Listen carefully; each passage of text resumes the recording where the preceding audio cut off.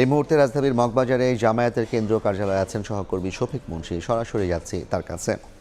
শফিক,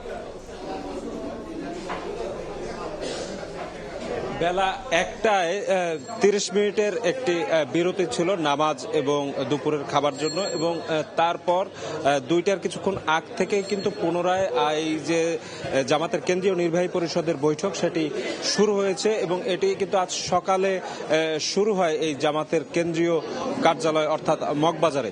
এবং এই কেন্দ্রীয় পরিষদের বৈঠকে আগামী জাতীয় নির্বাচনে নানা কলাকৌশল সম্পর্কে আলোচনার পাশাপাশি যে বিষয়টি গুরুত্ব পাচ্ছে সেটি হচ্ছে গতকাল ইসলামী আন্দোলন বাংলাদেশের সংবাদ সম্মেলন প্রসঙ্গটিও, এবং ইসলামী আন্দোলন বাংলাদেশের যে জোট থেকে বেরিয়ে যাওয়ার সিদ্ধান্ত এবং জামাতের প্রতি তাদের নানা অভিযোগ, সেই বিষয়গুলো নিয়েও কিন্তু খোলামেলা আলোচনার জন্য এই নির্বাহী পরিষদ বৈঠকে কিন্তু উপস্থিত আছেন জামাতের পক্ষ থেকে যারা মূলত এই 11 দলের সমঝোতার সাথে জড়িত ছিলেন, দায়িত্বপ্রাপ্ত ছিলেন যে নেতারা। তারা আমরা যে বিষয়টি জেনেছি যে বিকেল 4টায় কিন্তু একটি আনুষ্ঠানিক সংবাদ সম্মেলনের মাধ্যমে আজকের যে নির্বাহী পরিষদ বৈঠক, সেই বৈঠকে কি কি সিদ্ধান্ত হয়েছে সে বিষয়গুলো জানানো হবে। তবে তার আগে বেলা 12টায় তাৎক্ষণিক একটি সংবাদ সম্মেলনে জানানো হয়েছিল যে একদম শেষ মুহূর্ত পর্যন্ত ইসলামী আন্দোলনের জন্য বাকি যে 10টি দল 11 দলীয় জোটের তারা অপেক্ষায় থাকবে। বিশেষ করে জামাত চাইবে যেন